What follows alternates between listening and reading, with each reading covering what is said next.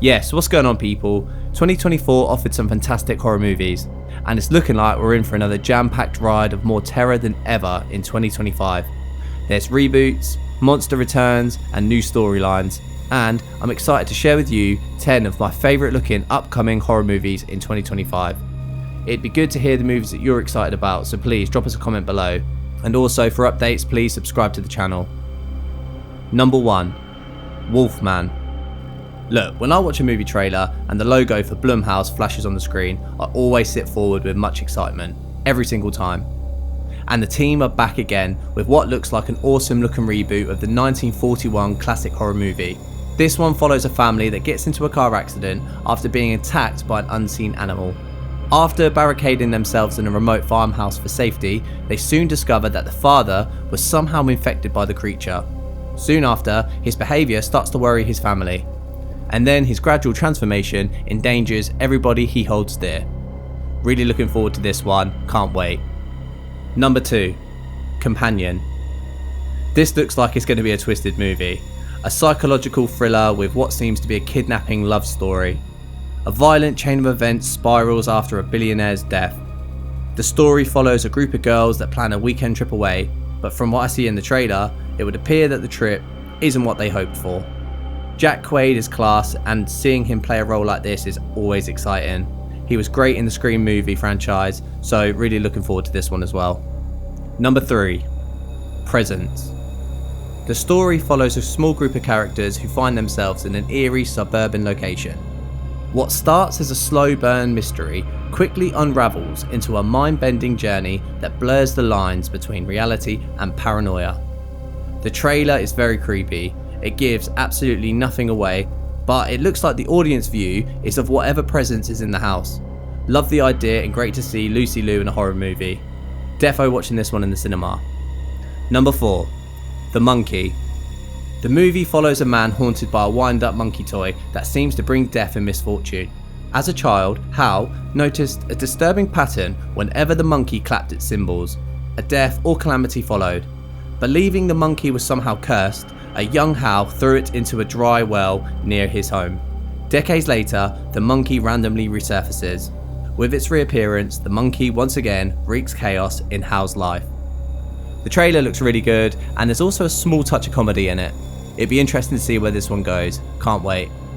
Number 5. Final Destination, Bloodlines. It's been 14 years since the last Final Destination installment, but we're back. The film is going to feature Tony Todd, who will return as William Bloodworth. It's looking like the film is going to be about Bloodworth's backstory and what exactly connects him to death. It's reported that the movie is going to be very different to the others, so it'll be interesting to see which direction they go. I just hope the budget is decent and the storyline steps it up, because I feel we've been let down in the more recent movies. The first Final Destination is absolutely superb, and I definitely shouldn't have watched it the day before I was about to travel to the airport. But there you go. Number 6. Sinners. Twin brothers tried to leave their trauma-filled lives behind. One of them decides to return to their hometown and start again. But when the smoke settles, a greater evil than he's ever seen before finds him. Michael B. Jordan is some actor. I was really enthused to see him play this role. The trailer looks outstanding, and it's looking like some evil madness has taken over the town. So bring it on. Number 7. 28 years later. This post-apocalyptic film is set 20 years after the rage virus took over Earth after the Animal Protection Group broke into a lab to rescue the monkeys being tested on, unknowingly letting the rage virus spread across the planet. Survivors managed to live on a small island connected to the mainland by a single, heavily guarded road. When one of the survivors ventures out for supplies, he discovers a virus mutation that has not only spread to the infected, but is also spread to the other survivors.